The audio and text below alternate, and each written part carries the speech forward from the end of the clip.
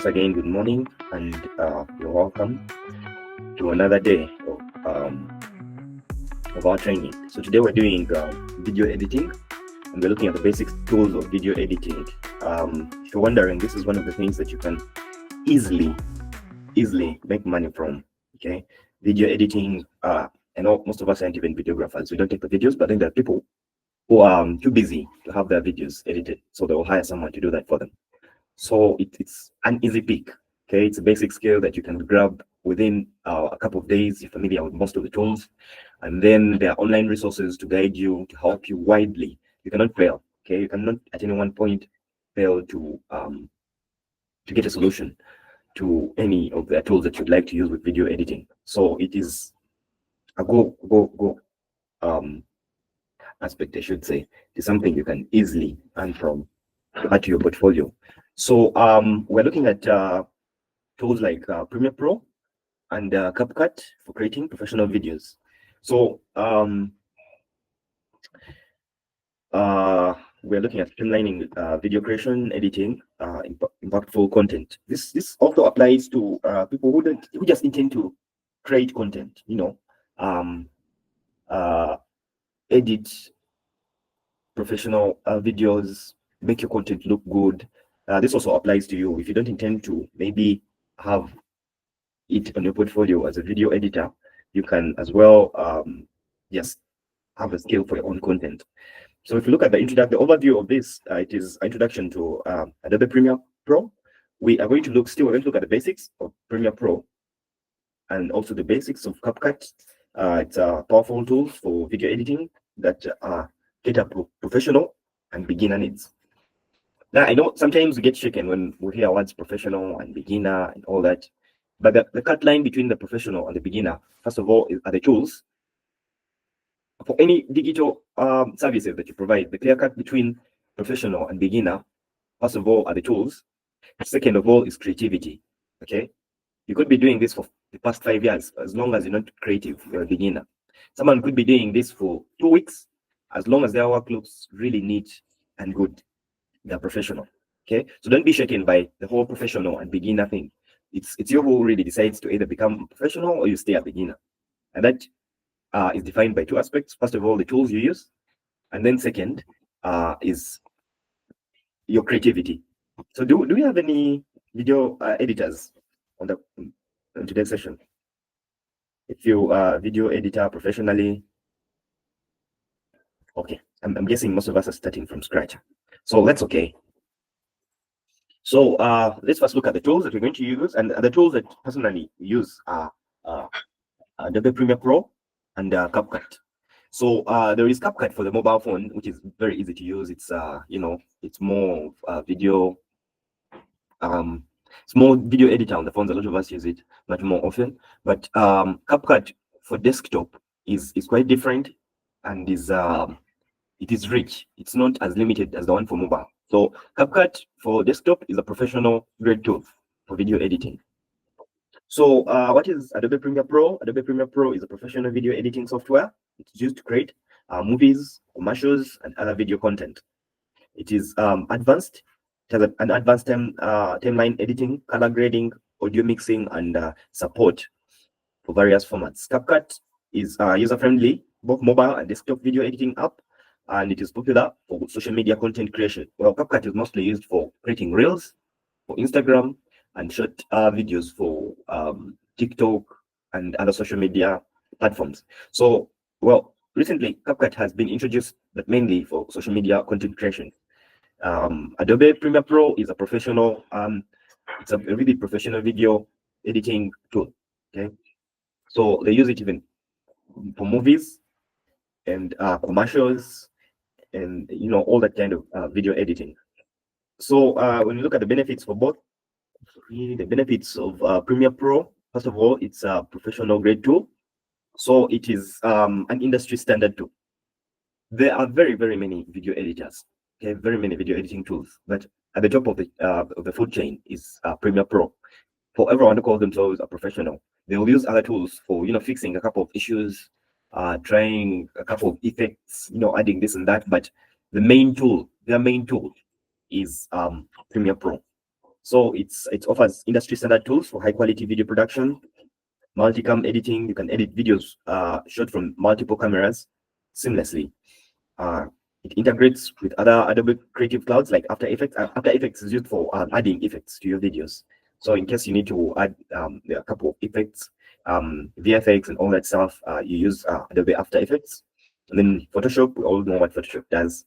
It's used for modifying images within the video or certain parts of the video. So you can use it with other Adobe Creative Cloud apps, and it easily fits in. It's customizable.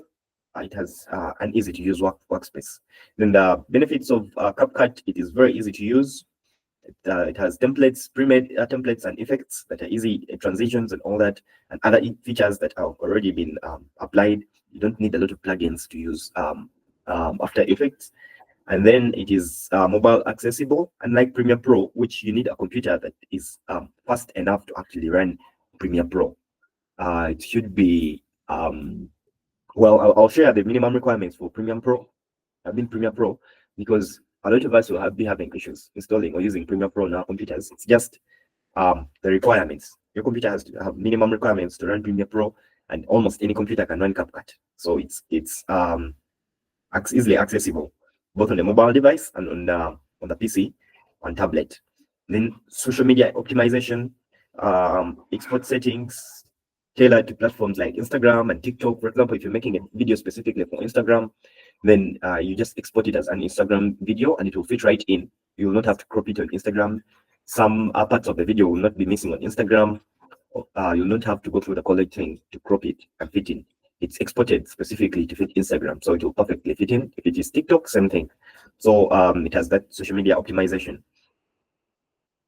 Then when you look at the Premiere Pro, the key features in action, there is the timeline editing, which we're going to look at what a timeline is. You can arrange clips, you can trim the videos, you can adjust the sequence and the detailed timeline. And then color grading, you can use the Lumetri color tools to adjust colors, tones, and contrasts. There is audio editing. You can synchronize your audio. You can remove noise. You can add some effects, sound effects and all that. You can export options. You can export videos in various resolutions and formats from 4K to web-ready files. You can choose to export 4K videos or web-ready files, means files that are ready for the web, maybe your website and all that. So there are specific aspects that you can use to export your videos. Then CapCut key features in action: there's templates, there's pre-designed templates for quick video creation, there's filters and effects, there is texts and subtitles, and then there are speed adjustments. Well, CapCut is rich in a couple of pre-installed elements. Okay, there's a lot that you don't have to do a lot of work to do some of those things. So you find that some of us are going to be using both apps for quick video editing, because CapCut has a couple of pre-installed elements that you don't need to go through a long way to do some of these things. And Premiere Pro, you'd have to go through a couple of procedures to do some of these things that are one step in CapCut. So when you look at the practical application of Adobe Premiere Pro, where is it used? Corporate videos. You can create professional promotional videos and presentations. So Adobe Pro goes all the way to we've all seen commercials. So in case you want to niche down to the production of some of these, you can just perfect the tools and perfect the effects, and then that's it. You can create a commercial. Okay, these things we see on TV, they're just voiced and recorded, unless it's animated and you have to draw animations and all that. It's not that complicated. It's just it's Premiere Pro basically. So the first application, you can create professional promotional videos and presentations, film and documentations. You can edit cinematic projects with advanced tools. You can create or edit events, polished highlights. You can create just polished highlights of an event. You can create a whole video. You can edit a whole event. Okay, so in case maybe you've been assigned by a video videographer, like, what, I have footage of this event, this wedding, this what. These guys have a lot of work to do, so sometimes they outsource. They're looking for someone who can edit videos perfectly, and then you sit it out there. They really pay good money for video editing, by the way. Yeah, just sit it one random weekend and someone walks up to you and they're like, you know what, I did this this work during the week, but my weekend is packed. This client wants their work on Monday. Can you help me edit this video? And they're paying you maybe 300,000, maybe 400,000 that weekend. You're just going to sit down, use a couple of hours, maybe 5 hours, and you're done. And that's it, 300,000 in your pocket, just like that in 5 hours. So it's just really building your portfolio on that. So event coverage, advertisements, like I told you, you can produce high quality commercial videos with Premiere Pro. So those are some of the applications of Premiere Pro, and it can go all the way to even a production of TV dramas, series, commercials, and various programs. In between the programs, there's these small advertisements that are running through, or program introductions and all that. Most of these are made using Premiere Pro. There is no science behind it. It's just Premiere Pro. And then the practical applications of CapCut, they are almost all the same, except CapCut also narrows down to social media content. It creates short, engaging videos for platforms like TikTok and Instagram. Professional projects, you can edit personal videos with CapCut, and that is travel video logs and birthday highlights and any of that stuff. And then quick edits, you can produce videos on the go for immediate sharing. That's in case you need, maybe you're having an event that you're attending or you're doing, and you need to create some of these videos very fast. You can use CapCut, create a couple of videos, and then that's it. You can share them easily. And then tutorials and how-to videos in case you need to share. Maybe like for example, the class we're having today, all the classes we've had previously, in case I need to create classes online or videos that show how to do some of these things. How do I create videos? How do I build websites using WordPress?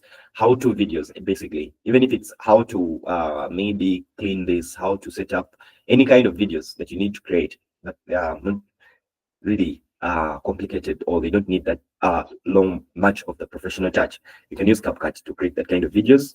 You can adjust colors. Color grading in CapCut is not possible per se to create this kind of colors, but you can there are pre-installed themes that you can use to add color to your videos. They are not adjustable per se, like in Premiere Pro, where there is a whole color grading tool, but you can apply some of the pre-installed color themes.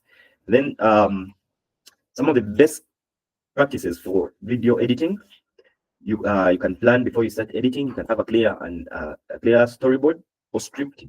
You have to plan for that video. What colors are you adding? What are you making it cinematic? Because the colors you use in cinematic videos are not the same colors that you use in let's say commercials, are not the same colors that you grade in how-to videos. So they're different. So you have to plan for that. What sounds are you going to use? What effects are you going to use? For what kind of audiences?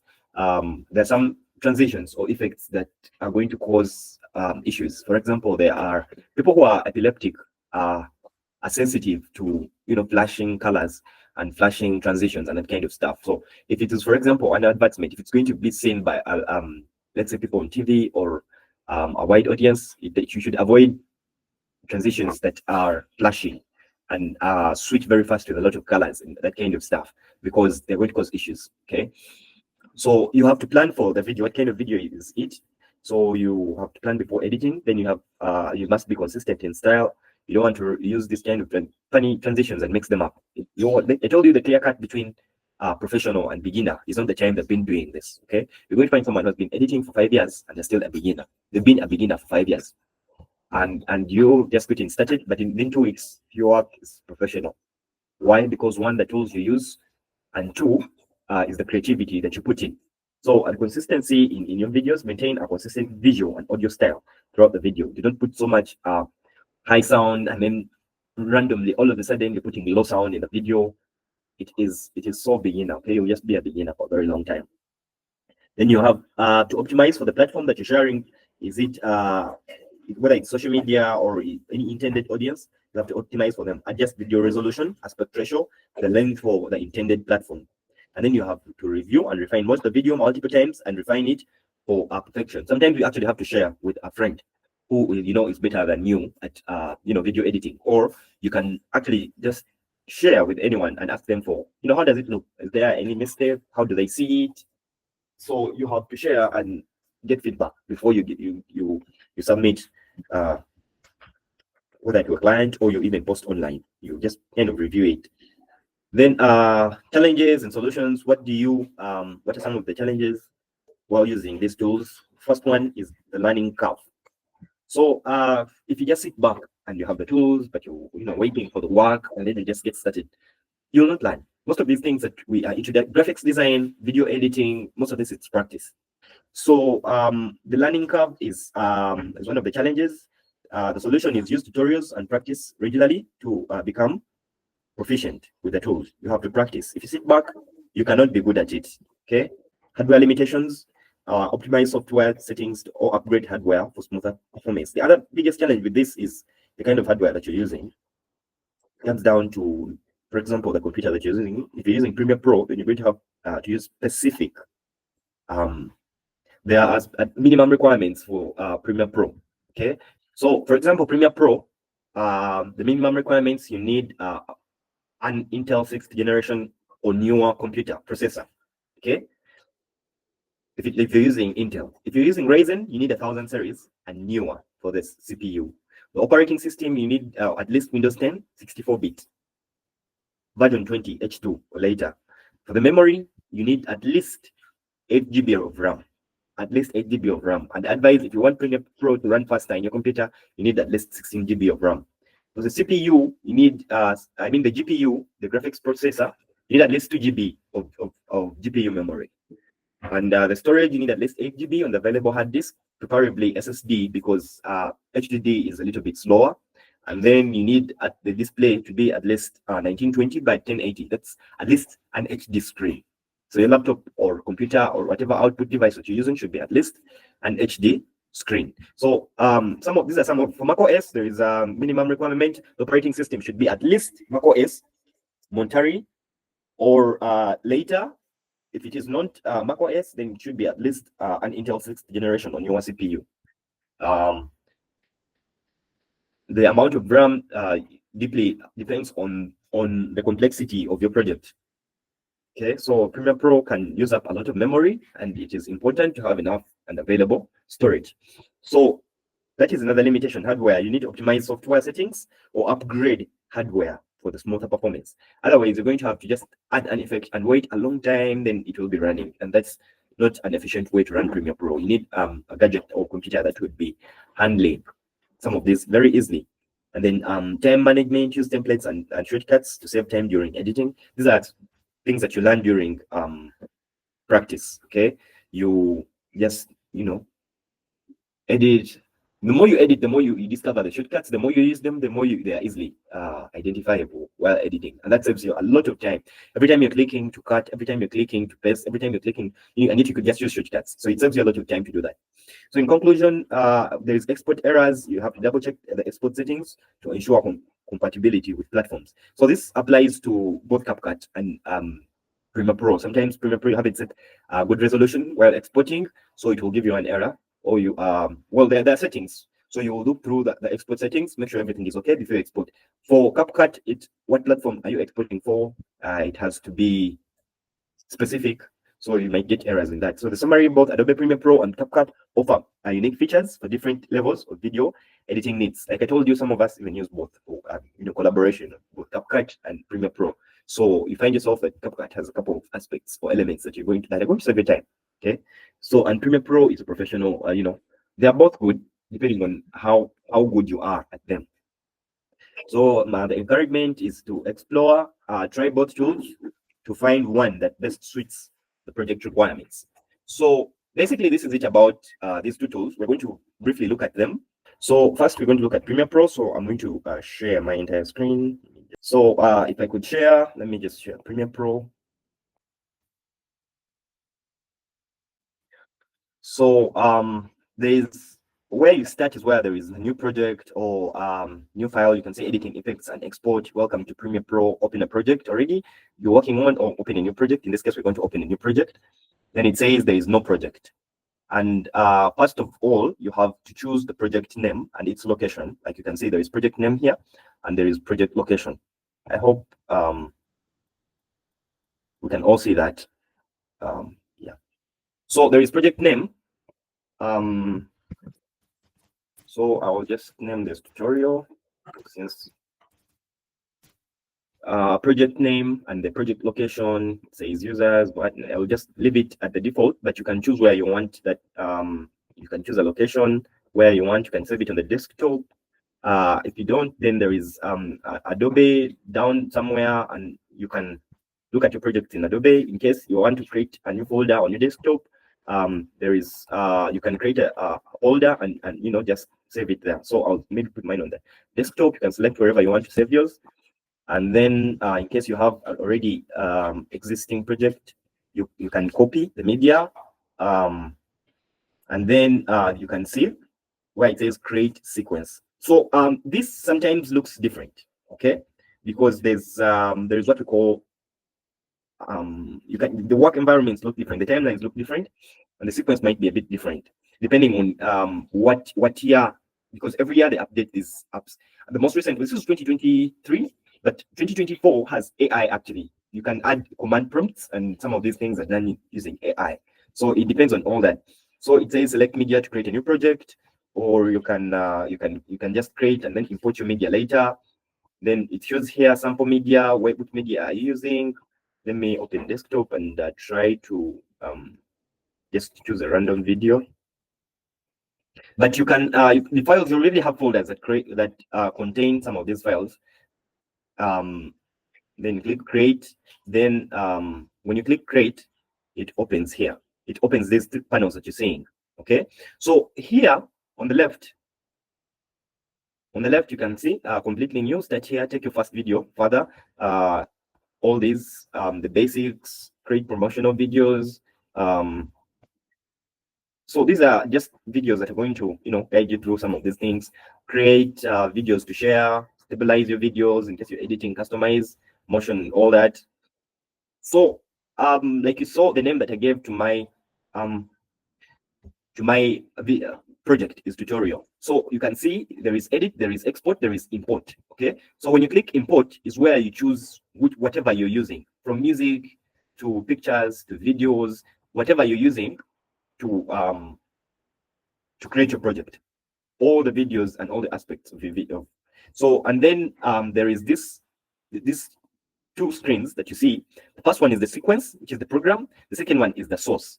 So whenever you add a video to your library, you can see that my resources are right here. Okay, so this is my library, like you can see. So my library only has footage, and that is it. So you can add audio files, you can add whatever it is you're adding, and whenever you just add it, you just drag. Okay, you just drag that whatever media, and this, what we see down here, this panel is the timeline. Okay, so the timeline contains the videos, different videos. There is video 1, video 2, video 3, depending on how many videos you have. There is audios, there is audio 1, audio 2, audio 3. So there is one small video and the audio that is in it. Okay, so when I for example play that particular video that I have, you can see, so there is that small video. So what the tools that I use for editing are in this small panel. Okay, you can go through them. There is eraser. What eraser tool does, if you select it, once you move to the timeline, you can cut. Okay, once you click here, it cuts the video. Okay, then when you go back to the selection tool, you can move these parts around. So there is a selection tool. Its shortcut is V. And there is a track select forward tool, shortcut is A. There is a ripple edit tool, shortcut B. A split tool, shortcut is Y. There is a pen tool, shortcut is P. And then there is a rectangle tool. And then there is a hand tool. Okay, the hand tool can be expanded. Let's see. So the rectangle tool also, once you click on it and expand it, it has other shapes as well. So you can add different files. First of all, into your library, you can add audio files. So during that planning, you need to have all your files. You need to have all your files in an organized folders. It's so that when you're importing, you import the audio files, you import the video files, you import the different video. If it's, for example, you have videos from maybe from the ground camera shots, then you have drone shots, then you have the VFX folder, then you have audio folders. You first arrange them in folders, then import all the folders that you're going to need to use. So to import, you just need to drag them there, okay, into the timeline from your files to the timeline. So since I already chose, there is only one video, so it's already in the sequence.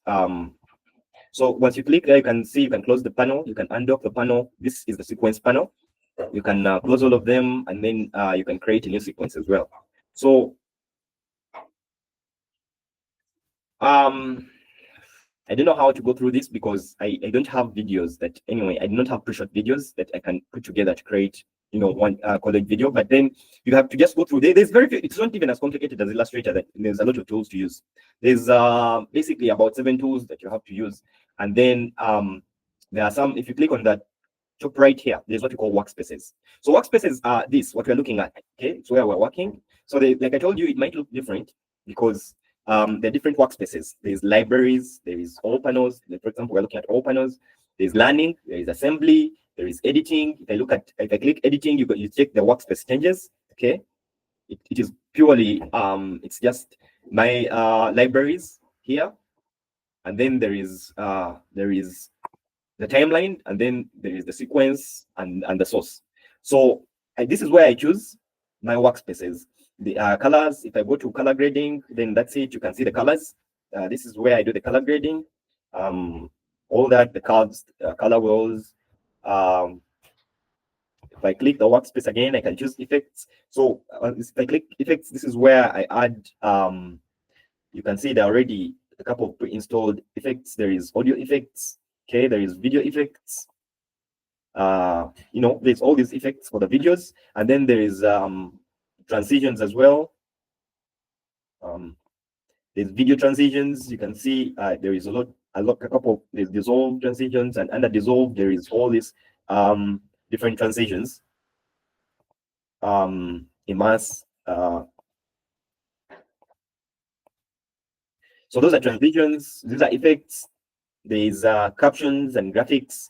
In case I'm adding captions, you can create a transcription. You can create a new caption track in case you need to add captions to your videos and all that.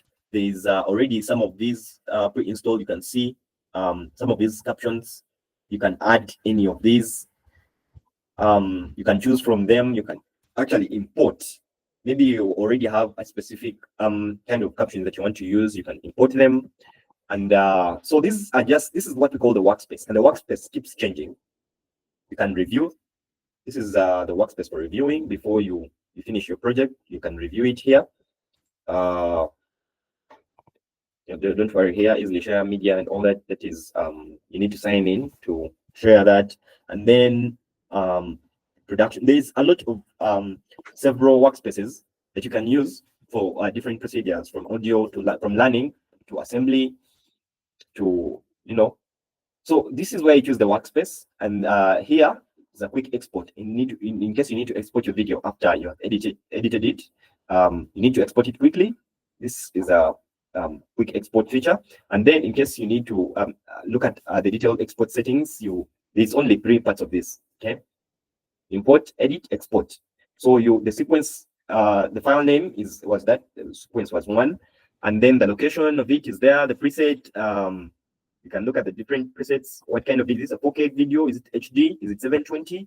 Is it do you want to match the source with adaptive low bitrate? You can look at the settings, okay, before you export. If you want HD, then the format, you can look at the format. Is it what you can look at the format, because people are specific to what format. Is it a JPEG? Is it, you know, the format of the video? There are very many formats, so you must be specific. Is it Windows Media? So so the format depends on the platform. What platform are you sharing it on? Is it social media? Is it maybe YouTube? So you have to kind of check out what format goes to which kind of platform, so that you have the right format. So usually you just have to change those 2, and then the rest of unless you want to add captions and all that, the rest of the settings are always okay. Then you can export it. So you can see the qualities of the videos. There is the resolution. This is an HD 920 by 1080. The refresh rate is 30 frames per second. You can also adjust the refresh rate, by the way, depending on what format. For example, let me see. It's 4K, and then format. It is an animated GIF. You will see that the frames per second have changed. The refresh change. The refresh rate has changed because this is a GIF. So it's 25 frames per second. So it depends on what format you're choosing, but the default format is this 264. There is 264 Blu-ray still, but it depends on what format that you are using. You can look at some of these features. Some of them are closed depending on what kind of project you're working on. But like you can see, you can open a new project from here. You can open an existing project. You can look through some of these. You can save it. You can save it as and all that. And then under editing, this is where you do copy and paste and all that. You can duplicate. You can select some functions or parts of your video. You can remove the unused parts. You can generate source clip for media. You can do all that. And then when you look at, there is another part of the sequence. You can anyway, some of like now you can see these are all blurred out. I cannot apply any of this because I'm not into detail of the particular video that I'm editing. But to know, to match frame and all that, to know what each of this does, I recommend you practice. In case you get stuck, you can reach out to me. How do I do this? How do I do that? I'll be able to advise, and that is when we see the practical use of some of these. Okay, markers, graphics and titles. You can see they're all blurred out. There is nothing you can apply here because our project is just a basic project. So like we're doing something that requires some of these elements, so they're blurred out. You don't need to apply them. I mean, because of limited time, we cannot go through each and every one of these. But I am going to still share resources to help you best understand most of these aspects so that we are all on the same page at the end of the day. So I'm going to quickly run through CapCut, which is much easier to use. Let me just share my screen so that I can. So CapCut is just we have about 5 minutes to end, but just share CapCut and then okay. So CapCut is free, and I think almost any computer can run CapCut. So like you can see in the Microsoft Store, if you're using a MacBook, check your Mac. You can see CapCut. If you look in the store, it's right there. Okay, it's free. Like you can see, it's free. It's photo and video editing. You can even CapCut has been much improved to the point that you can generate AI images using some of the features of CapCut. So CapCut is free. So if you go to your store, whether Microsoft or Apple Store or Windows, you can even download it on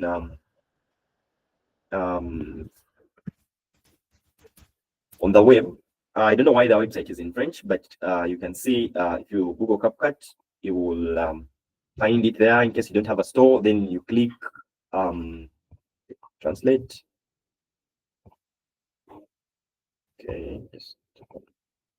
So it's in French. I'm just waiting for the translator here to, but it is this blue icon. This blue icon is what you click to download. So it will tell you CapCut download, and then it will, download it. See, that is the file for the installer, and once you save, it downloads it very fast. It's only 2.2 MB file. It's a 2.2 MB file, and then it's downloaded. Then you can install it into your computer. Just double click, and it will go through the installer to install it. So mine is already installed, so I will not. You can see installer. You click yes and all that. So it's already installed on my computer. So I will not be installing it again. So once I click on it, open. So CapCut does not have a lot of requirements to run like Premiere Pro. Premiere Pro has minimum requirements. I'm going to be sharing some of them, but CapCut is very easy to use. Even has you can sign in and have an account so that your project is saved online on the cloud.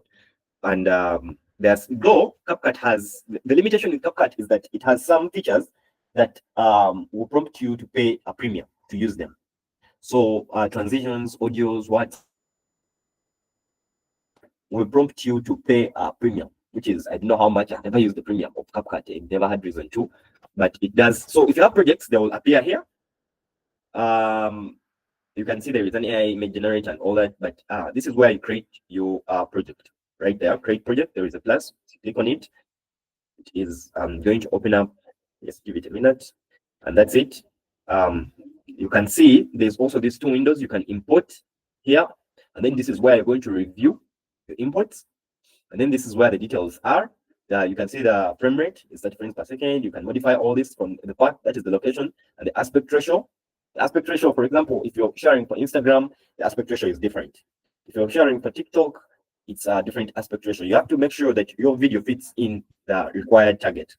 And you can modify this here. You can click modify and you'll see the aspect ratio is original. You can have, this is a wide, ultra wide monitor that is 16:9, 4:3 is a normal monitor.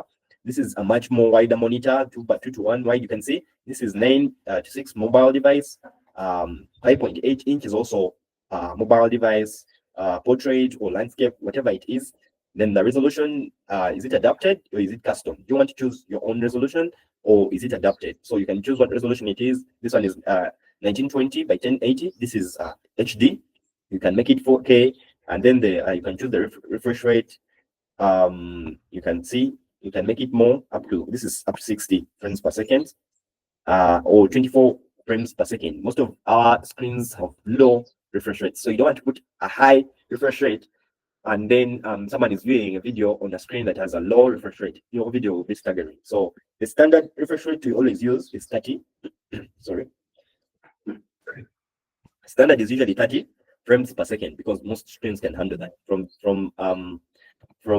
mobile devices to any other kind of screens. Then the color space, you can see there's different color spaces. So all that you can adjust all those settings here. And then this is our timeline this time around. This is where I will drag material to create it. So here, this is our library. So in case I need to import a video or content, I will just add a small video here, some video I've been using. So once you add it, it comes on here to the library, whatever you need to import, whether it's audio, whether it's video, whether it's effects, whatever it is you are importing, this is where you import it to the library. So to add it, you just drag it and add it to our timeline, and that's it, and it will appear in our screen. So this is where you start editing. The moment you add it, you can see there is, the video is right there. There is video, there is audio. This is where you edit its video. This is where you edit its audio. This is where you edit its speed. You can run it fast. You can slow it down. The animations. This is where you edit the animations, in, out, transitions, and all that. This is where you adjust, make adjustments. Sorry, to all these settings that we looked at. So and then when you look here, there is media, there is audio, there is text. In case you need to add text and all that, you're adding stickers, you're adding effects. What effects are you adding? You can see, like I told you, there's some pre-installed effects in CapCut. You can see most of them are free, but then if you find an effect that has a small crown on it, that's a pro effect. So you need to subscribe or pay premium to use some of those effects. But you can see there is a number of free effects that you can use. Those are effects. Then there's transactions. Transitions, sorry. There's transitions. There is in and out transitions and all that. So close that. And then there is captions. CapCut auto adds captions for you. In case you've chosen to add captions, you can generate them and then you can edit them later. Or you can, there is an identifier that you can see there is Pro. This is one of the limitations of CapCut, that you need to pay a premium or you need to subscribe to use some of these features. So to identify kilowatts, you need to pay a Pro for that. There's templates here for some captions that you need to add. You can see the quick brown fox. These are some templates. These are free. Some free captions. You know why it says no internet connection. And then there is filters as well. Okay, there's filters that you can add, landscape or portrait or movies or mono. There's that kind of filters, and there's adjustments. So CapCut is rich in a couple of features that can save you time if you were to add them to Premiere Pro. So my best advice, again, I'm going to share, because it's already time, I'm going to share a couple of online resources that can guide you. These are videos that are very easy to understand. They are in under an hour. Okay, they cover all the aspects, all the features, and all the tools that you can use in both CapCut and Premiere Pro. Like I said, as I said at the beginning, this is a piece of cake. Video editing is my challenge is to you is just get a project, just accept a project as a video editor. As long as you have the equipment, one, the equipment, two, the tools which are CapCut and Premiere Pro, and then start editing that video. You can even learn on job for video editing. It's that easy. Okay, and you can do a very perfect work in your first project. It's that easy. It's not magic. It's not there. Most of the things that you see are 1, effects, 2, transitions, and 3, audio. So sometimes this timeline grows. It grows. Okay, there is so many audios, but they are being applied at specific times. There's many transitions. They are being applied at specific times. So that shouldn't scare you. It doesn't matter if this timeline grows and you have to scroll down to just view a timeline. Okay. This timeline sometimes grows and there is too many videos, V1, V2, V3, V4, V5. It doesn't matter. Audio 1, audio 2, audio 3. It will grow. Too many audios, too many videos, too many effects. It shouldn't scare you. It's just part of the project. You have to know which audio to put at what specific time, which video is, which part of the video is running at that one time, which effect, which transition, which all that. Okay. So it's just practice, really. So there's not going to be an assignment for this one, but my advice to you is practice. And this is something you can easily add to your portfolio as a freelancer. Video editing, why not? Okay, whatever other services you provide, why isn't there video editing? What is complicated about video editing? There is nothing. So I'm going to share a couple of resources that you can use to perfect 1, Premiere Pro, 2, CapCut. And again, I'm going to remind you that the clear-cut difference between a beginner and a professional in video editing: 1 is the choice of tools, 2 is creativity. And same applies to Illustrator and Canva as well, by the way.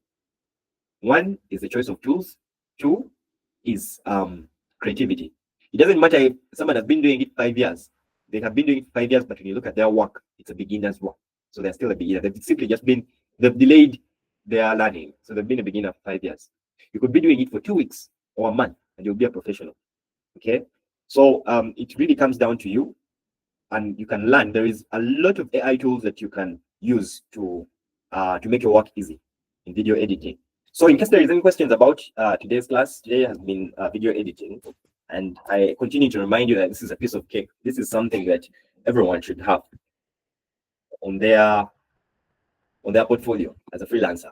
Why should video editing money pass by you? It should not. So it's easy. Okay. I guess that is it for today. We'll meet tomorrow, same time. Thank you. Have a great day and a lovely week.